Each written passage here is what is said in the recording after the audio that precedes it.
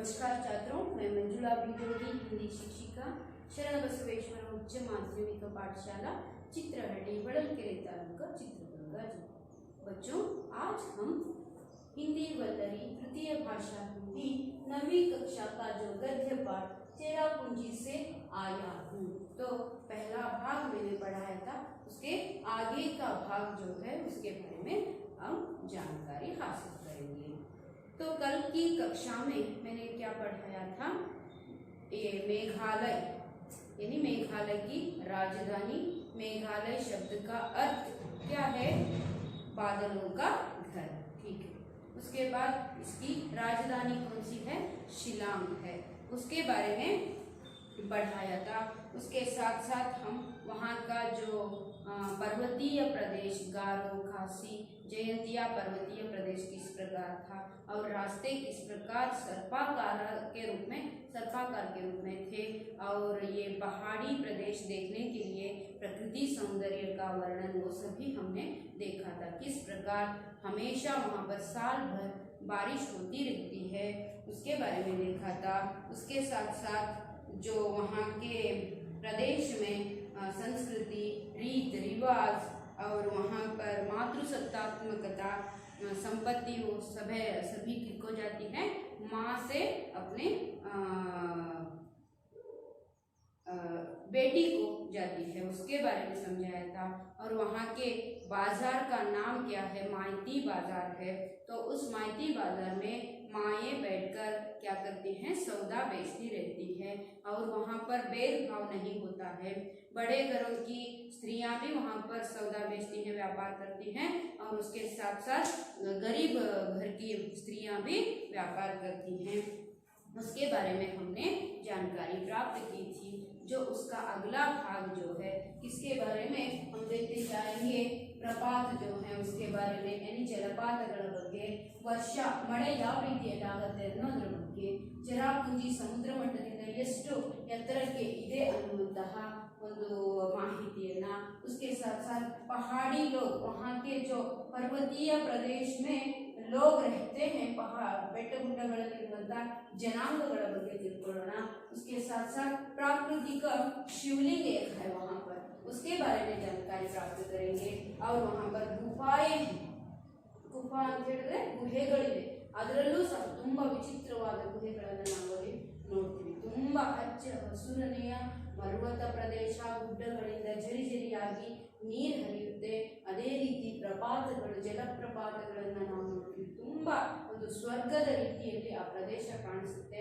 ಅದರ ಬಗ್ಗೆ ಪ್ರದೀಪ್ ಪಂತ್ ಅವರು ಹೇಳ್ತಾ ಹೋಗ್ತಾರೆ, ನಾವು ಅದನ್ನ ಅರ್ಥ ಮಾಡ್ಕೊಳ್ತಾ ನೋಡ್ತಾ ವೀಕ್ಷಿಸಿದಷ್ಟೇ ಸಂತೃಪ್ತಿಯನ್ನ ಪಡಿತಾ ಅದ್ರ ಬಗ್ಗೆ ಮಾಹಿತಿಯನ್ನ ತಿಳ್ಕೊಳ್ಳೋ ಪ್ರಯತ್ನವನ್ನ ಮಾಡೋಣ। ठीक है, शुरू करेंगे। तो क्या है, कुछ आगे बढ़कर संगमा ने जीप रुकवा दी। हम सभी नीचे उतर गए। कौन? संगमा, वहाँ के ही, उस प्रदेश के ही एक अधिकारी के साथ, लेखक और संगमा अधिकारी के दो दोस्त थे ना, उनके साथ ये जा रहे थे। तो जीप वहाँ पर रुकती है। तो उसके बाद हम सभी नीचे उतर गए। ಎಲ್ಲರೂ ಜೀಪಿಂದ ಕೆಳಗಡೆ ಇಳಿದ್ರು। सामने दिखाई पड़ रहा है नोह शंगतियंगा। उसका नाम क्या है? नोह शंगतियंगा।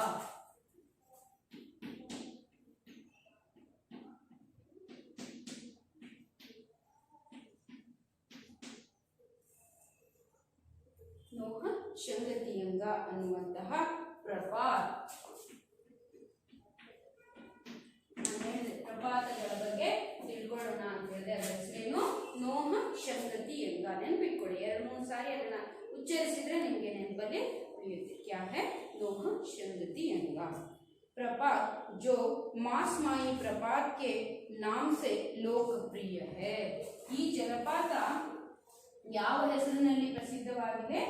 ಮಾಸ್ಮಾಯಿ नाम से प्रख्यात है, ಪ್ರಖ್ಯಾತಿಯನ್ನ ಪಡ್ಕೊಂಡಿದೆ।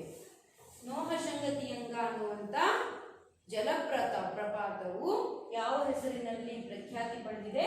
ಮಾಸ್ಮಾಯಿ ಅನ್ನುವಂತ ಹೆಸರಿನಲ್ಲಿ ಪ್ರಸಿದ್ಧಿಯನ್ನ ಪಡೆದಿದೆ. ऊंचे पहाड़ से सैकड़ों फुट नीचे पानी लगातार बेरोक टोक यानी बिना रुकावट अड़ेतड़े इल्लदे ಅಂತ बेरोक टोक रोक टोक ಅಂದ್ರೆ ಅಡೆತಡೆ, बेरोक टोक ಅಂದ್ರೆ ಅಡೆತಡೆ ಇಲ್ಲದೆ ಅಂತ. ಹಾಗಾದ್ರೆ ಸೈಕಡೋ ಫುಟ್ ತುಂಬಾ ಫುಟ್ಗಳಿಂದ ಅಂದ್ರೆ ಎಣಿಸಲಾರದಷ್ಟು ಫುಟ್, ನಮಗೆ ಅಷ್ಟು ಎತ್ತರದಿಂದ ಅದೇನಾಗುತ್ತೆ ನೀರು ಕೆಳಗಡೆ ಧುಮುಕತ್ತೆ. ಲಗಾತಾರ್ ಯಾವುದೇ ಅಡೆತಡೆ ಇದೆ, ಲಗಾತಾರ್ ಅಂದ್ರೆ ನಿರಂತರವಾಗಿ, ಬರ್ಕೊಳ್ಳಿ ಗೊತ್ತಾಗದೇ ಇರೋ ಶಬ್ದನ. ಲಗಾತಾರ್ ನಿರಂತರವಾಗಿ, ಬೇರೋಟೋ ಯಾವುದೇ ಅಡೆತಡೆ ಇಲ್ಲದೆ, ಗಿರ್ ರಹಾ ಹೈ ಅಲ್ಲಿಂದ ನೀರು ಬೀಳ್ತಾ ಇದೆ.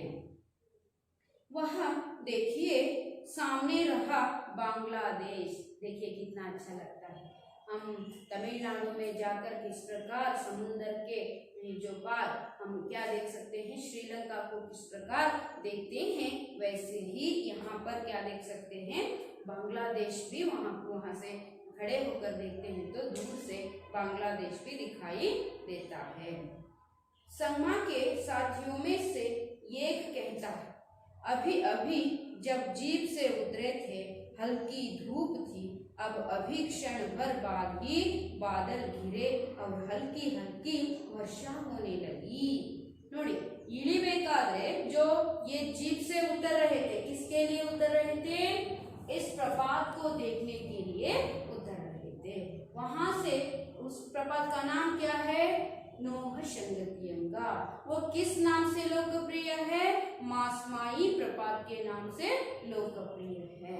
तो उस समय में इसे देखने के लिए जीप से उतरे, वहां से बांग्लादेश भी दूर से दिखाई देता है। कितना सुंदर लगता होगा, है ना। एक देश में हम खड़े हैं, आगे उस और एक देश का जो बॉर्डर हमें, सीमा हमें दिखाई देती है, कितना अच्छा लगता होगा। उस समय में वो कैसा माहौल था, वातावरण था, पर्यावरण था, मतलब वहाँ पर जो क्लाइमेट किस प्रकार था, हल्की हल्की धूप, ಸ್ವಲ್ಪ ನಾವು ಬಿಸಿಲನ್ನ, ಎಳೆ ಬಿಸಿಲನ್ನ ಅವರು ನೋಡ್ತಾರೆ ಇಳಿಬೇಕಾದ್ರೆ. ಲೇಕಿನ್ ಕುछ ही क्षण, ಸ್ವಲ್ಪ ಕ್ಷಣದಲ್ಲಿಯೇ ಅಲ್ಲಿ ಏನಾಯ್ತಪ್ಪ ಅಂದ್ರೆ धूप और अभी क्षण भर में बाद ही बादल घिरे, ಒಂದೇ ಸಲ ಮೋಡಗಳು ಮುಸುಕಿ ಮತ್ತೆ ಏನಾಯ್ತು, ಹಲ್ಕಿ ಹಲ್ಕಿ ವರ್ಷಾ ಹೋನೆ ಲಗಿ. ಹಲ್ಕಿ मतलब ಹಗುರವಾದ ತುಂತುರು ಮಳೆ ಸ್ಟಾರ್ಟ್ ಆಗೇ ಬಿಟ್ಟು. ನೋಡಿ, ಇದ್ದಿದ್ದೇ ತತ್ಕ್ಷಣ ಮೋಡಗಳು ಒಂದಕ್ಕೊಂದು ಘರ್ಷಣೆಗೊಂಡು ಮಳೆ ಹನಿಯಾಗಿ ಉದುರಕ್ಕೆ ಸ್ಟಾರ್ಟ್ ಆಗಿಬಿಟ್ಟು. ಅಷ್ಟು ರೀತಿಯ ವಾತಾವರಣವನ್ನ ನಾವು ಕ್ಷಣಾರ್ಧದಲ್ಲಿ ಅಲ್ಲಿ ನೋಡ್ಬೋದು. ಎಷ್ಟು ಚೆನ್ನಾಗಿರ್ಬೋದಲ್ವಾ, ನಾವು ನೋಡಬೇಕು ಅಂತ ಅನಿಸುತ್ತೆ ಮಕ್ಕಳೇ. ನೀವು ಶೈಕ್ಷಣಿಕ ಪ್ರವಾಸದ ಸಂದರ್ಭದಲ್ಲಿ ಈ ಪ್ರದೇಶವನ್ನ ನೋಡೋದಕ್ಕೆ ಪ್ರಯತ್ನಿಸಿ. तो मैं संगमा के आगे अपना पुराना सवाल दोहराता हूँ. ಮತ್ತೆ ಇವರು ಅದೇ ಒಂದು ಪ್ರಶ್ನೆಯನ್ನ ಕೇಳ್ತಾರೆ, क्या साल भर यहाँ वर्षा होती रहती है। और ನೋಡಿ, उनको देखकर यानी प्रदीप को, पंत जी को देखकर आश्चर्य लगता होता है, ये क्या क्षण भर में क्या हो जाता है, धूप दिखाई देता है, धूप यानी बिसिलु, वैसे ही क्या हो जाता है और बादल उमड़ते उमड़ते बारिश हो जाती है। तो इसीलिए पहले भी एक बार इन्होंने प्रश्न पूछा था और भी वही बार बार सवाल पूछ रहे हैं, साल भर में इधर वर्षा होती है क्या, ಅಂದ್ರೆ ವರ್ಷವಿಡೀ ಮಳೆಯಾಗುತ್ತಾ ಅಂತ ಪ್ರಶ್ನೆ ಮಾಡ್ತಾರೆ. ಸಂಗಮಾ ಹಸ್ತೆ ಹುए कहते हैं, ಹೌದು ಅಂತ ನಗ್ತಾ ಹೇಳ್ತಾರೆ. पंत साहब यह चेरापूंजी है, अल्वा नावेनंत करीतीवी, ये हमारे भारत में ही ज्यादा बारिश होने का प्रदेश है ना, इसीलिए यहाँ पर हमेशा साल भर में वर्षा होती ही रहती है। ऐसे सलमा साहब जो हैं हंसते हुए प्रदीप पंत जी को उत्तर दे देते हैं। उसके बाद हाँ ख्याल आया, यह चेरापूंजी है ना, ಹೌದು ಖಯಾಲ್ ಅಂದ್ರೆ ನೆನಪು, ಹೌದು ಬಂತು, ನನಗೂ ಅನಿಸ್ತಾ ಇದೆ ಇದು ಚಿರಾಪುಂಜಿ ಅಲ್ವಾ ಅಂತ ಅಂತಾರೆ.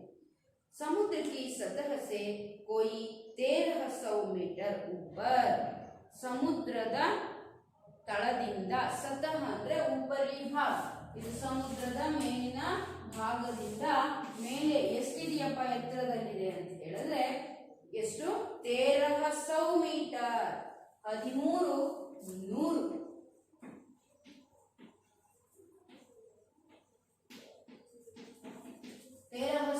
मीटर ऊपर है ಸಮುದ್ರದ ಇದರಿಂದ ಎಲ್ಲಿವರೆಗೆ 1300 ಮೀಟರ್ ಮೇಲೆ ಈ ಪ್ರದೇಶ ಇದೆ. जो विश्व में सबसे अधिक वर्षा वाले स्थान के लिए प्रसिद्ध है. इडೀ ವಿಶ್ವದಲ್ಲಿನೇ ತುಂಬಾ ಹೆಚ್ಚು ಮಳೆಯಾಗುವ ಪ್ರದೇಶ ಅಂತ ಕೂಡ ಇದನ್ನ ನಾವು ಕರೀತೀವಿ. हम लोग कभी कल कल चल चल करते प्रपात को निहार रहे हैं. उसके साथ साथ जो ವಿಷಯ को ಅರ್ಜಿತ್ करते हुए ही ಆ ವಿಷಯಗಳ ಬಗ್ಗೆ ತಿಳ್ಕೊಳ್ತಾನೆ ಇವರು ಜಲಪಾತವನ್ನು ಕೂಡ ನೋಡ್ತಾ ಅದರ ಸೌಂದರ್ಯವನ್ನ ಸವಿಯುತ್ತಾ ಮೈಮರಿತಾ ಇದ್ದಾರೆ. ಅಷ್ಟು ಚೆನ್ನಾಗಿ ಕಾಣಿಸ್ತಾ ಇದೆ ನೋಡಿ.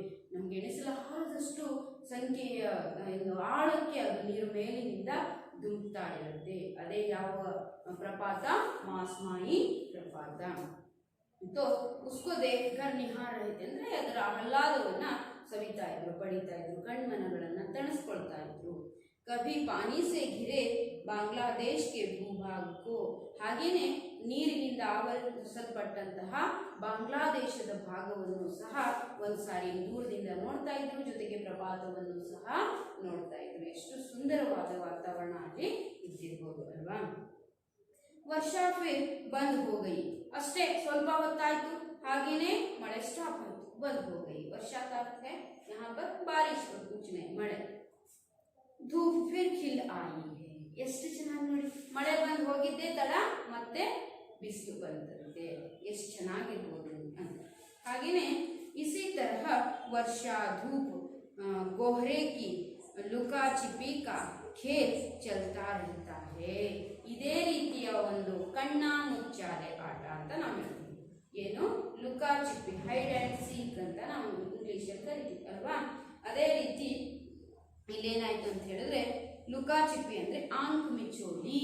ಆಂಕ್ ಮಿಚೋಲಿ ಅಂದ್ರೆ ಕಣ್ಣ ಮುಚ್ಚಾಲೆ ಆಟ ಆಡೋದಂಗೆ. ಒಂದ್ಸಲ ಮಳೆ, ಒಂದ್ಸಲ ಬಿಸಿಲು, ಒಂದ್ಸಲ ಮಳೆ, ಒಂದ್ಸಲ ಬಿಸಿಲು. ಈ ತರಹದ ವಾತಾವರಣ ಅಲ್ಲಿ ನೋಡೋದಕ್ಕೆ ಸಿಗ್ತಾ ಇರುತ್ತೆ. उसके बाद कुछ पहाड़ी लोगों के बारे में हम देखते जाएंगे. हम लोग अब जीप में बैठकर लौट रहे हैं. ಪ್ರಪಾತವನ್ನ ನೋಡಿದ್ರು, ಅಲ್ಲಿಯ ಪ್ರಕೃತಿ ಸೌಂದರ್ಯವನ್ನ ಮತ್ತೆ ದೂರದಿಂದ ಕಾಣುವಂತ ಬಾಂಗ್ಲಾದೇಶದ ಒಂದು ಸೌಂದರ್ಯವನ್ನ ಸೌದ್ರು, ಆಳದಲ್ಲಿ ನೀರು ಬಿಡೋದನ್ನ ನೋಡಿದ್ರು. उसके साथ साथ ये फिर जीप में बैठकर चले जाते लौट रहे हैं.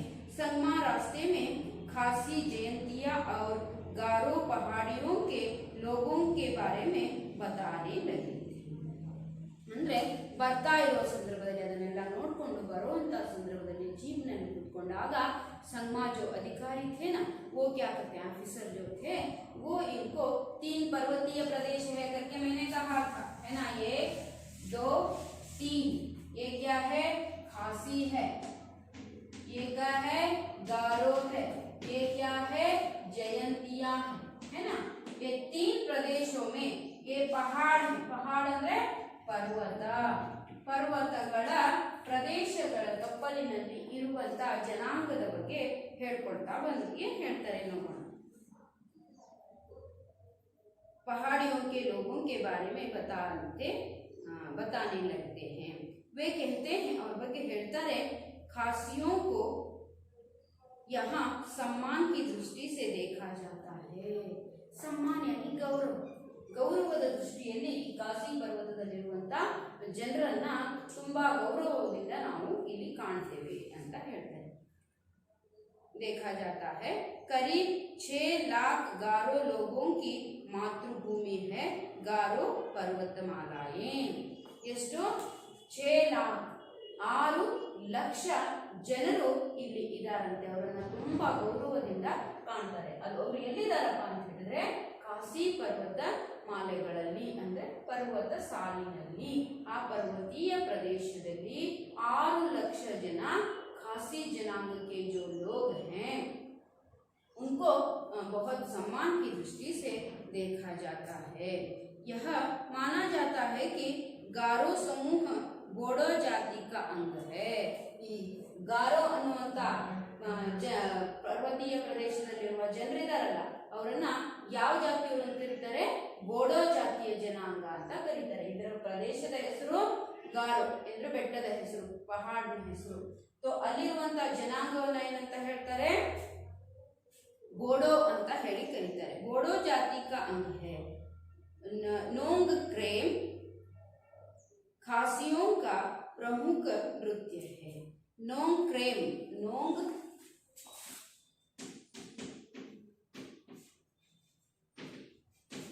ಕ್ರೇಮ್ ಅನ್ನೋದು ಖಾಸಿ ಪರ್ವತೀಯ ಪ್ರದೇಶದವರ ಒಂದು ಪ್ರಮುಖ ನೃತ್ಯವಾಗಿದೆ. ಜಯಂತಿಯಾ ಪಹಾಡಿಯೋं के उत्सव का नाम है बेहड़े नखलाम ಅಂತ. ಮತ್ತೊಂದು ಪರ್ವತ ಪ್ರದೇಶ ಇದೆ, ಅದರ ಹೆಸರೇನು? ಜಯಂತಿಯ. ಅಲ್ಲೇ ಏನ್ ನಡೆಯುತ್ತೆ ಅಂತ ಹೇಳಿದ್ರೆ ಅಲ್ಲಿಯ ಒಂದು ಉತ್ಸವ ನಡೆಯುತ್ತೆ ಆ ಬೆಟ್ಟ ಪ್ರದೇಶದಲ್ಲಿ. ಅದನ್ನ ಏನಂತ ಕರೀತಾರೆ ಅಂದ್ರೆ ಬೇಹಡೆ ನಖಲಾಮ್. ನೆನಪಿಟ್ಕೊಳ್ಳಿ, ಬೇಹಡೆ ನಖಲಾಮ್.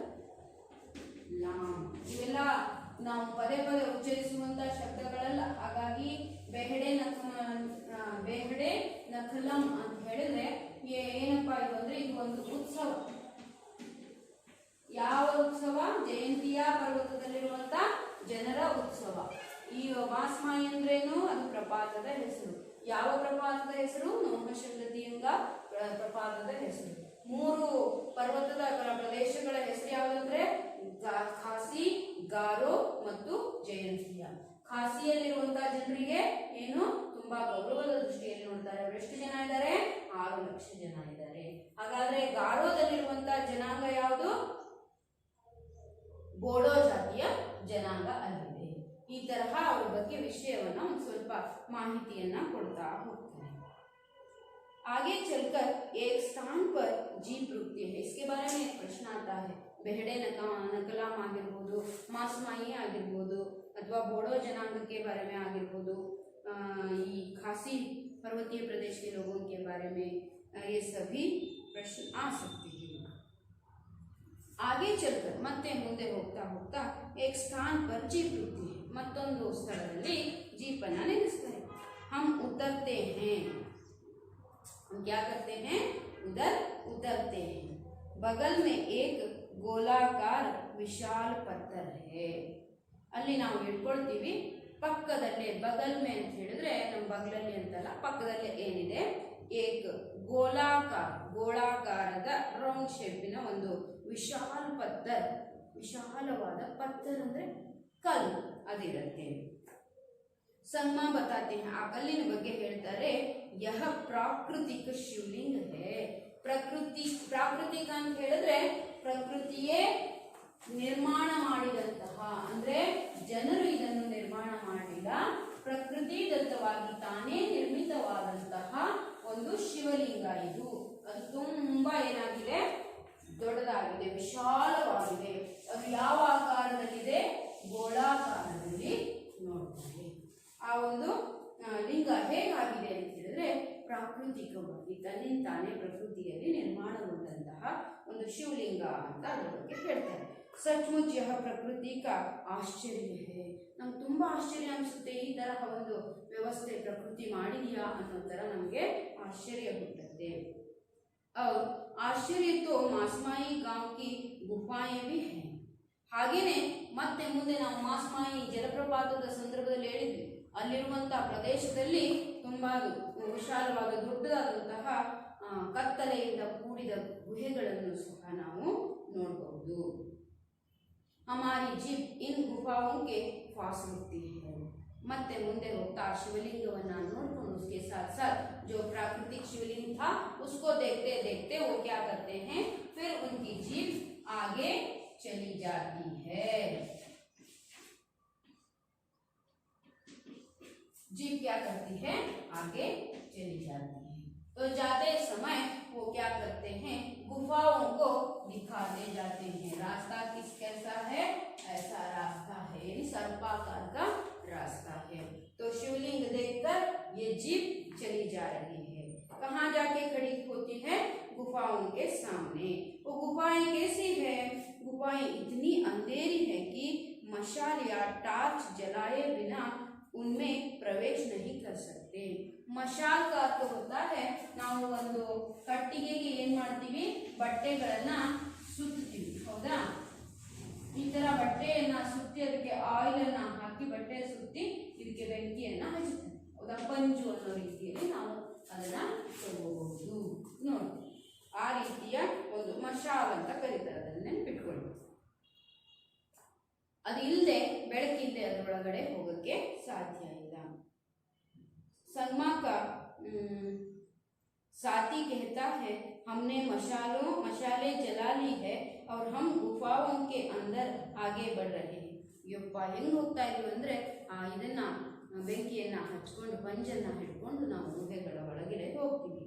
ಅಗಲ್ ಬಗಲ್ ಊಪರ್ ನೀಚೆ ಪತ್ತರ್, ಅಕ್ಕಪಕ್ಕದಲ್ಲಿ ಮೇಲೆ ಕೆಳಗೆ ಎಲ್ಲಿ ನೋಡಿದರೂ ಸಹ ಕಲ್ಲುಗಳ ರಾಶಿ ತುಂಬಿಕೊಂಡಿದೆ. ಸದಿಯೋं से ये गुफाएं इसी तरह है. ಸದಿಯ ಅಂತ ಹೇಳಿದ್ರೆ ಶತಶತಮಾನಗಳಿಂದ ಈ ಗುಹೆಗಳು ಇದೇ ರೀತಿ ಇಲ್ಲಿ ಇವೆ. ಅವರು ಬಹು ದೂರ ತಕ್ ಚಲಿ ಗಯಿ. ಎಷ್ಟು ಉದ್ದವಾಗಿ ಆ ಗುಹೆಗಳು ಇದ್ದಾವೆ ಅಂತ ಹೇಳಿದ್ರೆ ನಾವು ಪೂರ್ಣ ಹೋಗಿ ಮುಟ್ಟೋದಕ್ಕೆ ಸಾಧ್ಯ ಇಲ್ಲ. ಅಷ್ಟು ಕತ್ತಲೆಯಿಂದ ಕೂಡಿದಂತಹ ಕಲ್ಲು ರಾಶಿಗಳಿಂದ ತುಂಬಿದಂತಹ ಗುಹೆಗಳನ್ನು ನಾವಲ್ಲಿ ನೋಡಿದ್ವಿ. हम लोग कुछ दूर जाकर लौट पड़ते हैं जैसे आश्चर्य लोक से लौट रहे हैं.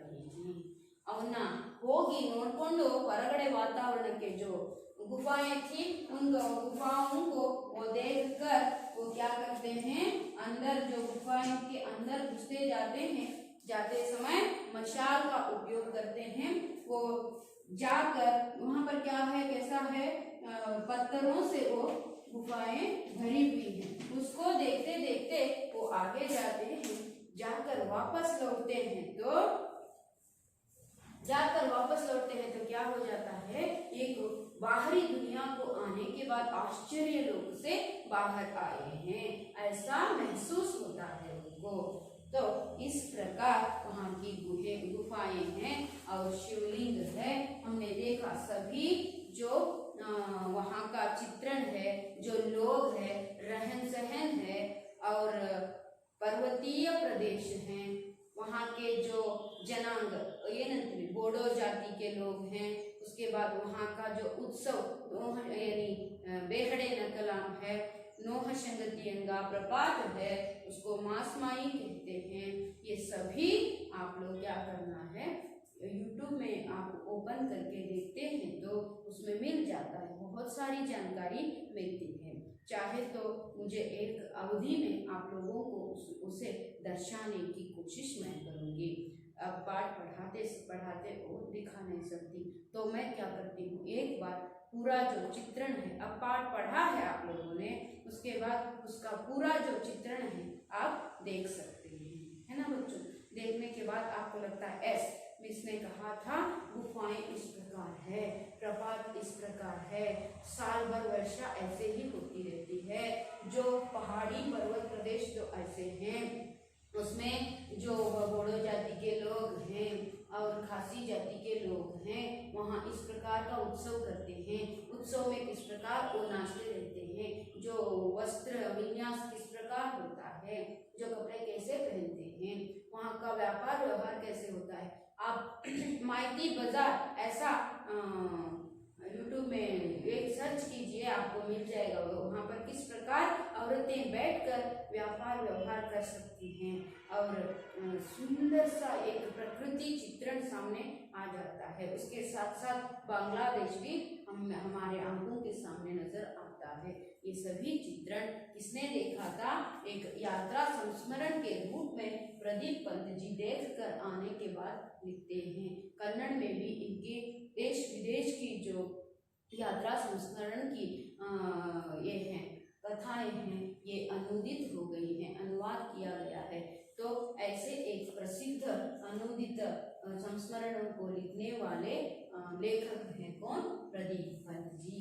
तो आपने देखा किस प्रकार हमें थोड़ा तो उस किसका मणिपुर हो या मेघालय हो, शिलांग हो, उसके बारे में हम देखा नहीं है, फिर भी देखने के जैसे ही महसूस कर रहे थे पढ़ते समय, है ना बच्चों. जो ध्यान पूर्वक पढ़ाई में निरत हैं वो सभी व्यस्त हैं वो सभी क्या कर सकते हैं, जो देखने के जैसे ही महसूस कर सकते हैं। ऐसे एक कुशलता से लिखने वाले लेखक कौन है, पंत जी हैं। तो अब तक मैंने जो पाठ पढ़ाया है आप लोगों को समझ में आया है ऐसा समझती हूँ।